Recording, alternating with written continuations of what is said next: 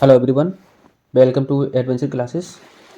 आज ही हमारा एटम का लेक्चर नंबर है 2, जिसमें हम लोग जानेंगे Bohr's model of hydrogen atom.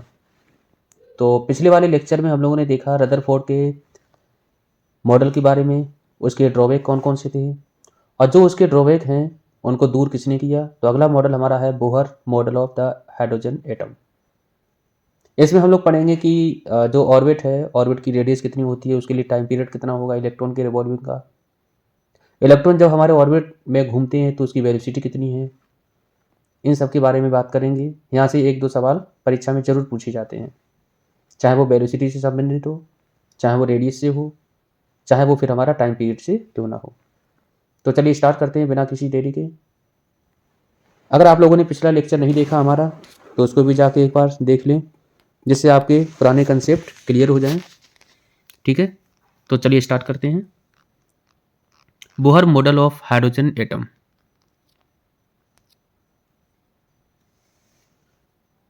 Bohr combined classical and quantum concept and gave his theory in the form of three postulate। तो बोहर ने अपने एक क्लासिकल और क्वांटम कंसेप्ट के हिसाब से तीन पॉस्टुलेट दिए। वो तीन पॉस्टुलेट कौन कौन से हैं, ये पेपर में पूछा भी जाता है।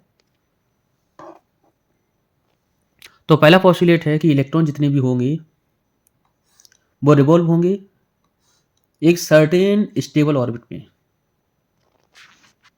और वो किसी प्रकार की एमिशन नहीं करेंगे, रेडिएशन का मतलब एनर्जी का एमिशन नहीं करेंगे। और ये वाले ऑर्बिट जो होंगे इनको हम स्टेशनरी ऑर्बिट भी कहेंगे। तो जितने भी इलेक्ट्रॉन होंगे एक फिक्स ऑर्बिट में ही घूमेंगे, और जब वो फिक्स ऑर्बिट में घूमेंगे वो वाले ऑर्बिट का नाम क्या है, स्टेशनरी ऑर्बिट, और किसी प्रकार का वो एमिशन नहीं कराएंगे। ठीक है। दूसरा पॉस्टुलेट क्या है कि जितने भी इलेक्ट्रॉन रिवॉल्व होते हैं न्यूक्लियस के चारों तरफ उसी ऑर्बिट में और रिवॉल्व करेंगे जिसका एंगुलर मोमेंटम इंटीग्रल मल्टीपल होगा किसका, h अपॉन में 2 पाई का। यहाँ पर h होगा क्या, प्लांक कांस्टेंट। इस तरह से यहाँ पर जो बनेगा एंगुलर मोमेंटम वो बनेगा L बराबर NH अपॉन 2 पाई। एन की वैल्यू क्या होगी, 1 2 3 4 5, प्रिंसिपल क्वांटम नंबर। तीसरा पॉस्टुलेट क्या है, बहुत बहुत इंपॉर्टेंट है। कोई भी अगर इलेक्ट्रॉन ट्रांजिशन बना रहा है, ट्रांजिशन का मतलब ये होता है कि एक ऑर्बिट से दूसरे ऑर्बिट में जाए।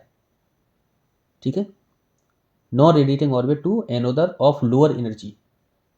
When it does so a photon is emitted having energy equal to energy difference between the initial and final state. तो अगर मान के चलो कोई भी ऑर्बिट हमारा, एक कोई भी इलेक्ट्रॉन अगर एक ऑर्बिट से दूसरे ऑर्बिट में जा रहा है तो ये क्या करेगा, जैसे मान के चलो एक ऑर्बिट हमारे पास ये है और दूसरा ऑर्बिट ये है, तो ये वाले ऑर्बिट से ये वाले ऑर्बिट में जाएगा या ये वाले ऑर्बिट से ये वाले ऑर्बिट में आएगा, तो यहाँ पर कुछ एनर्जी का क्या करेगा, एमिशन करेगा। और जब वो एनर्जी का एमिशन करेगा वो फोटोन के रूप में करेगा, तो यहाँ पर कितनी एनर्जी थी और यहाँ पर कितनी एनर्जी, इन दोनों के डिफरेंस के बराबर बनेगा कौन, ये वाली एनर्जी जो रेडिएटेड एनर्जी होगी वो। ठीक है। और रेडियस ऑफ ऑर्बिट हम कैसे निकालें, रेडियस ऑफ ऑर्बिट बहुत बहुत इंपॉर्टेंट है। जैसे मान के चलो हमारे पास कोई न्यूक्लियस है और न्यूक्लियस के चारों तरफ क्या होता है, इलेक्ट्रॉन रिवॉल्व करते हैं।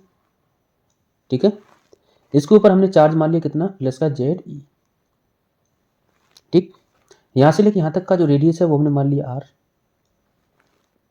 और ये हमारे एक सर्टेन वेलोसिटी से क्या करेंगे, इलेक्ट्रॉन सारे के सारे घूमेंगे। इसका मास हमने मान लिया E, और इलेक्ट्रॉन चार्ज हमारे पास कितना है, E के बराबर, और वेलोसिटी कितनी है, V।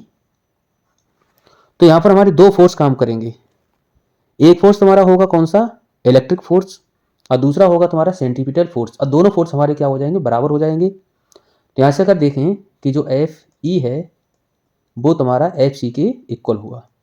FE निकालें तो हम लोग जानते हैं कि Q1 Q2 अपॉन में R स्क्वायर। तो यहाँ पर K की वैल्यू हमारे पास होती है 1/4πε0। ठीक है, इंटू Q1 हमारे पास है ZE, इंटू में एक चार्ज हमारे पास है E, अपॉन में कर देंगे R स्क्वायर। इसको हम बराबर लिखेंगे किसके, MB स्क्वायर अपॉन में R।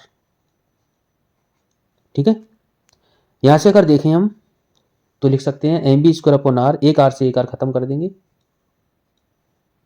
ठीक, यहाँ से एम बी स्क्वायर की वैल्यू जो बनेगी वो बनेगी हमारे पास 1/4 pi epsilon not Z E square upon में आर। इसको डाल देंगे इक्वेशन 1। आगे हमें मालूम है कि जो एंगुलर मोमेंटम इसके साथ जो एसोसिएट होगा वो बनेगा एल बराबर एन एच अपॉन में 2 पाई, एन एच अपॉन 2 पाई। और जो एल की वैल्यू होती है वो हमारी बच्चों किसके बराबर होगी, एम बी आर के बराबर होगी। तो एम बी आर बराबर हो जाएगा एन एच अपॉन में क्या करेंगे 2 पाई। ठीक है, अब क्या करेंगे, इसको डाल इक्वेशन 2।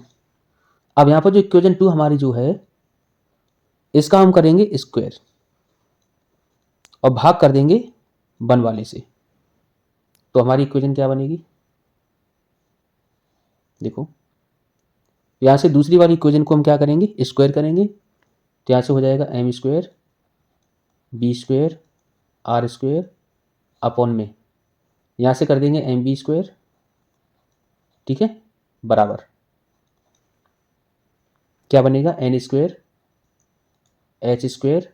तो N square H square upon में 4 पाई स्क्वायर अपॉन में, इसका भाग देंगे तो हमारे पास क्या बनेगा 1/4 pi epsilon not Z E square upon में आर। ठीक है, अब यहां से क्या होगा बच्चों, आर स्क्वायर से आर स्क्वायर हमारा ये आर स्क्वायर है, ये बी स्क्वायर है। इसको हम सॉल्व करेंगे तो आर हमारा कहाँ पहुंचेगा, ऊपर पहुंचेगा। और बी स्क्वायर से बी स्क्वायर हम खत्म कर देंगे, एक एम से एक एम खत्म कर देंगे। तो यहाँ से बचेगा एम आर स्क्वायर बराबर, ये जो एक आर है वो ऊपर पहुंचेगा तो हो जाएगा N square H square into में आर इंटू में 4 पाई और एप्सिलॉन नॉट अपॉन में क्या बनेगा 4 पाई स्क्वायर और जेड ई स्क्वायर। ठीक है, अब यहाँ से 4 पाई से 4 पाई हमारा खत्म हो जाएगा, पाई से पाई खत्म, 4 से 4 खत्म। ठीक है, तो यहाँ पर बनेगा एम या फिर आर स्क्वायर बराबर वो होगा एच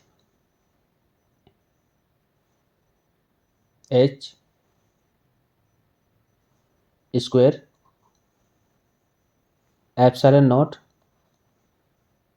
अपॉन में पाई और एम हम नीचे ले आएंगे तो एम ई स्क्वायर इंटू में एन स्क्वायर अपॉन में जेड। ठीक है, तो ये हमारा जाके बनेगा। यहाँ से अगर हम सारी वैल्यू रखेंगे और यहाँ पे इसको सॉल्व करेंगे तो ये भी कह सकते हैं कि जो आर है वो हमारा, अच्छा एक आर से एक आर यहाँ पर खत्म भी हो जाएगा, एक आर से एक आर खत्म, तो यहाँ पर ये चीज़ खत्म हो जाएगी। तो आर की वैल्यू हमारी ये बनी। इनको जब सॉल्व करेंगे तो हमारा आर जो निकल के आएगा वो आएगा 0.53 एन स्क्वायर अपॉन में जेड। अब एन क्या होगा, किस ऑर्बिट की बात कर रहे हैं, पहले ऑर्बिट की बात कर रहे हैं तो एन की वैल्यू 1 रखो, दूसरी की रख रहे हैं तो एन की वैल्यू 2 रखो। तो यहाँ पर कह सकते हैं जो रेडियस होगी वो डायरेक्टली प्रोपोर्शनल होता है एन स्क्वायर के, किसके डायरेक्टली प्रोपोर्शनल होगा एन स्क्वायर के। ठीक है, तो ये हमारा बन गया। ठीक, अगर हमें पहले ऑर्बिट की चाहिए, अगर एन की वैल्यू हम 1 रखें तो यहाँ से जो आर नॉट होगा या आर 1 होगा वो बनेगा 0.53। ठीक है, एंगस्ट्रॉम, ये वैल्यू हमारी आएगी एंगस्ट्रॉम में। अगर एन की वैल्यू 2 रखें, ये वाली रेडियस को हम बोलते हैं बोहर रेडियस। क्या बोलते हैं, बोहर रेडियस। ठीक है, आगे बात करते हैं। यहाँ पर अब देखेंगे हम वेलोसिटी। ठीक है, वेलोसिटी की इक्वेशन हम निकालेंगे। तो जैसा कि यहाँ पर देखो लिखा हुआ है कि जो भी हमारी रेडियस होगी इनर मोस्ट ऑर्बिट, अगर एन की वैल्यू हम 1 रखें तो यहाँ पर अभी हमारी जो इक्वेशन निकल के आई थी वो क्या थी, आर नॉट बराबर 0.53 एंगस्ट्रॉम। तो ये तुम्हारी बनेगी बोहर रेडियस। ठीक है, जेड की वैल्यू 1 रखेंगे हाइड्रोजन एटम के लिए। अब बात करते हैं स्पीड ऑफ इलेक्ट्रॉन। स्पीड हम किस तरह से निकालें, ठीक है, चलिए देखते हैं।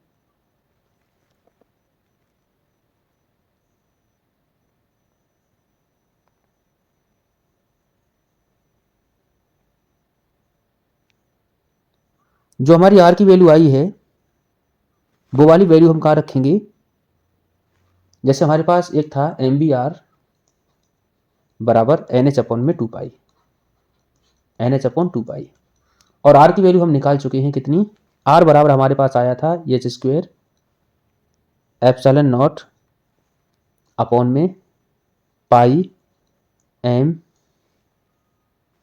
ई स्क्वेयर इंटू में एन स्क्वेयर अपॉन में जेड। ये हमारे पास आर की वैल्यू थी।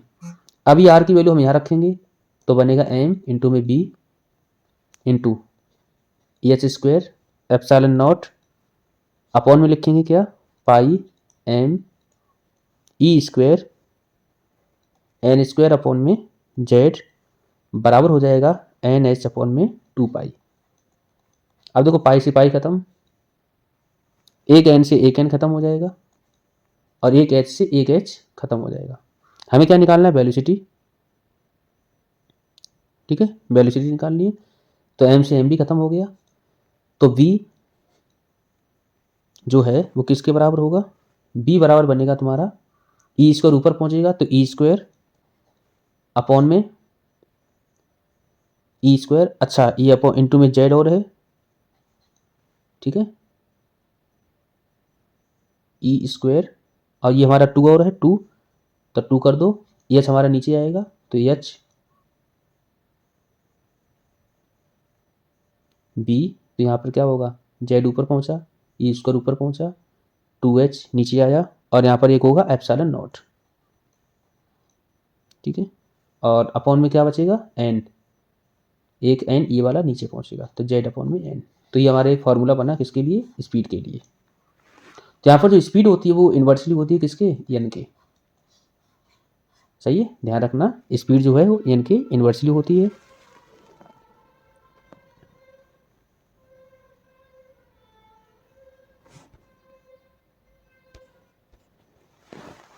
ठीक है, एंगुलर फ्रीक्वेंसी अगर निकालें तो एंगुलर फ्रीक्वेंसी nth ऑर्बिट के लिए बनेगी ये। वही अगर टाइम पीरियड हम निकालें, टाइम पीरियड का फॉर्मूला बनेगा ये, याद रखना 1.5 इंटू 10⁻⁻16 एन क्यूब अपॉन में Z square second. Electric current due two electron motion in nth orbit, total energy जो बनेगी हमारी इलेक्ट्रॉन की nth ऑर्बिट में, हमें मालूम है टोटल एनर्जी का फॉर्मूला होता है पोटेंशियल प्लस काइनेटिक। पोटेंशियल अगर निकालें तो बनेगा के जेड स्क्वायर अपॉन में 2 RN, यहाँ पर हो जाएगा ये। ठीक है, यू हमारे पास पोटेंशियल एनर्जी हमें मालूम है, काइनेटिक हमें मालूम है half M V square, V की वैल्यू वगैरह हमने रखी। यहाँ पर ये जो है वो हमारा होता है क्या, रेडबर्ग कांस्टेंट। इस हिसाब से जो बनेगी रेडबर्ग कांस्टेंट की वैल्यू होती है 1.03 इंटू 10⁻7 मीटर इनवर्स। ठीक है, तो ये याद करने की जरूरत नहीं है, रेडियस जो है वो काइनेटिक एनर्जी के डायरेक्टली प्रोपोर्शनल होता है। The electron can revolve only in certain discrete non radiation orbit called, इन्हें हम क्या पढ़ेंगे, स्टेशनरी ऑर्बिट पढ़ते हैं। ठीक है, the total angular momentum of revolving electron is an integral multiple of H upon 2 पाई, क्या होगा, एन एच अपॉन 2 पाई, नहीं H upon 2 pi. Electric current due two electron motion in nth orbit कैसा होता है, डायरेक्टली प्रोपोर्शनल। अब बढ़ते हैं हम क्या, आयनाइजेशन एनर्जी या फिर excitation energy any and binding energy. तो आयनाइजेशन एनर्जी और पोटेंशियल एनर्जी के बारे में पढ़ेंगे। तो minimum energy required to ionize an atom is called ionization energy. किसी भी एटम को आयनाइज करने के लिए मिनिमम एनर्जी की जरूरत कितनी पड़ती है, it is the energy required to make the electron jump from present orbit to the infinite orbit. मतलब यहाँ पर क्या है, एक ऑर्बिट से दूसरी ऑर्बिट में इलेक्ट्रॉन को पहुंचाना है तो कितनी एनर्जी की जरूरत पड़ेगी, उसे हम बोलते हैं आयनाइजेशन एनर्जी। तो यहाँ पर जो है आयनाइजेशन एनर्जी हमारी बनती है कितनी, 13.6, यहाँ से निकाल सकते हैं। ठीक है, तो दोनों का डिफरेंस होता है। हाइड्रोजन एटम के लिए हम बात करें तो ग्राउंड स्टेट में जो एनर्जी होती है वो हमारी होती है 13.6 इलेक्ट्रॉन वोल्ट। पोटेंशियल डिफरेंस जो होता है इलेक्ट्रॉन जो चाहिए, ठीक है, एक्वायर करने के लिए एनर्जी, वो हमारा आयनाइजेशन पोटेंशियल के बराबर होना चाहिए। ठीक, excitation energy and excitation potential. तो when an electron is given energy from external source it jump to a higher energy level, this phenomena is called excitation. जैसे मान के चलो उस कोई भी हमारा इलेक्ट्रॉन है एक लेवल में है और उसको कुछ एनर्जी वगैरह मिल जाए एक्सटर्नल सोर्स से, वो हमारा जंप करके हायर एनर्जी लेवल में पहुंच जाता है। ये वाले फिनोमेना को हम बोलते हैं excitation state. The minimum energy required to excite an atom is called excitation. को कम से कम कितनी एनर्जी चाहिए होती है उसे हम एक्साइटेशन एनर्जी बोलते हैं, और करस्पॉन्डिंग पोटेंशियल होगा उसे हम बोलेंगे एक्साइटेशन पोटेंशियल। तो एक्साइटेशन जो हमारी एनर्जी बनेगी वो फाइनल माइनस इनिशियल मतलब दोनों का डिफरेंस के बराबर ही होगा। Number of spectral line obtain due to transition of electron from nth orbit to lower orbit. तो nth ऑर्बिट से लोअर ऑर्बिट में नंबर ऑफ स्पेक्ट्रल कितने बनेंगे। बाइंडिंग एनर्जी क्या होती है, binding energy of a system is defined as the energy release when its constituent of as are brought from infinity to form the system. If an electron and proton are initially at rest, मान के चलो electron और proton हमारे initially कहाँ है, rest में है, and brought from large distance to form a hydrogen atom 13.6 electron volt energy will be release. तो बाइंडिंग एनर्जी कितनी बनेगी 13.6 इलेक्ट्रॉन वोल्ट। तो यहाँ पर क्या होता है, जो हमारे ग्राउंड स्टेट पे होती है, ग्राउंड स्टेट पे अल्ट्रा वायलेट रीजन होता है, यहाँ पर जो एनर्जी होती है वो होती है माइनस का 13.6। जैसे और ऊपर बढ़ोगे तो हमारी एनर्जी हो जाती है कितनी, ठीक है। तो यहाँ पर जो फॉर्मूला है वो माइनस का 13.6 अपॉन में एन स्क्वायर। तो ये हमारा फॉर्मूला है, एनर्जी यहाँ से निकलती रहेगी। अगर हम एन बराबर 2 के लिए निकालें तो यहाँ से हो जाएगा 2 से 4 से भाग देंगे तो इतनी बनेगी। ये वाले को बोलते हैं हम क्या, ग्राउंड स्टेट। और ये सारी की सारी होती है हमारी कौन सी, excited state. Excited state energy level diagram दे रखा है, ठीक है।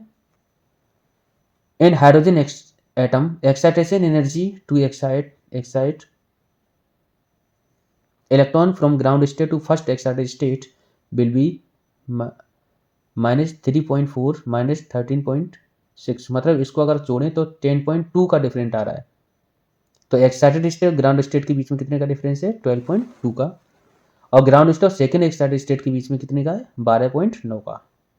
इन hydrogen atom when electron make a transition from an excited state the ground state its kinetic energy increase. तो यहाँ से काइनेटिक एनर्जी क्या होती है, इंक्रीज होती है। पोटेंशियल एनर्जी और टोटल एनर्जी क्या होगी, डिक्रीज होगी। Minimum energy required to ionize an atom is called. तो ये वाली एनर्जी को हम बोलते हैं क्या, ionization energy. Minimum energy required to excite an electron of an atom is called. तो ये वाली एनर्जी को हम बोलते हैं कौन सी energy, excitation energy. Energy of a system is defined as the energy release when it's constituent are brought from infinity to for the system. तो ये वाली एनर्जी को हम बोलते हैं बाइंडिंग एनर्जी, ठीक है। अब हमारा transition of electron and limitation of Bohr's theory. Transition किस तरह से इलेक्ट्रॉन का बनता है।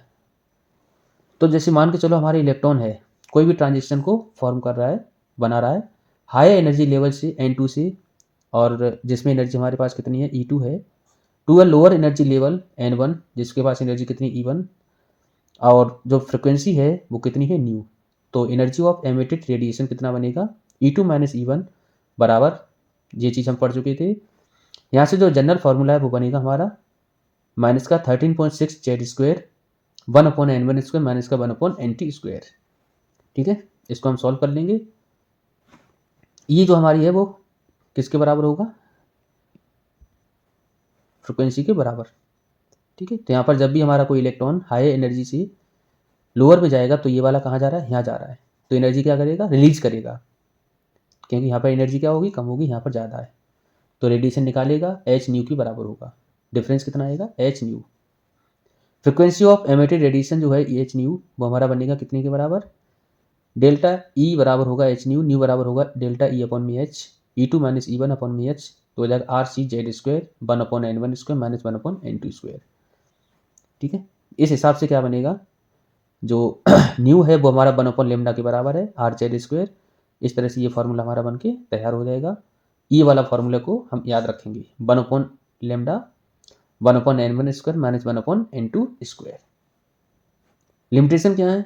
अच्छा, यहाँ पर हमारे एक आर जेड स्क्वायर लगेगा, आर जेड स्क्वायर, तो आर जेड स्क्वायर हम लगा सकते हैं, और रेड वर कांस्टेंट की वैल्यू याद रखना। n1 क्या है? जिसमें आ रहा है, n2 मतलब जिससे आ रहा है। लिमिटेशन क्या होंगी? It is valid only for one electron atom, that is hydrogen, helium, lithium, barium, etcetera. Orbit were taken circular, but according to Sommerfeld they are elliptical. कैसे हैं? Elliptical. Intensity of spectral line could not be explain, इन्होंने intensity of spectral को explain नहीं किया था। Nucleus was taken as stationary, but it also rotate on its on axis. और एक drawback क्या है इनका, लिमिटेशन क्या है, कि जो न्यूक्लियस है वो उन्होंने क्या माना था, एक जगह पर स्थिर माना था, ठीक है, लेकिन वो रोटेट करता है अपनी एक्सिस के about. It could not explain the minute structure of spectral line, तो स्पेक्ट्रल लाइन का जो माइन्यूट स्ट्रक्चर है उसको एक्सप्लेन नहीं किया था। It did not explain Zeeman effect, Zeeman effect को एक्सप्लेन नहीं किया, splitting of spectral line in magnetic field, और Stark effect, splitting of spectral line in electric field. तो इलेक्ट्रिक फील्ड और मैग्नेटिक फील्ड जो स्प्लिटिंग होती है स्पेक्ट्रल लाइन की, उसको उन्होंने एक्सप्लेन नहीं किया। और इन्होंने एक्सप्लेन नहीं किया doublet in the spectrum of some of the atom like sodium. Which of the following is a limitation of Bohr atom theory? Atomic theory की बोहर की क्या लिमिटेशन थी? तो सारी की सारी लिमिटेशन थी। Bohr atomic theory could not explain the जीमन effect भी एक्सप्लेन नहीं कर पाई थी, स्टार्क को भी नहीं कर पाई थी, तो बोथ एन एंड बी। ठीक है, तो ये हमारा लेक्चर था बोहर एटॉमिक मॉडल के ऊपर।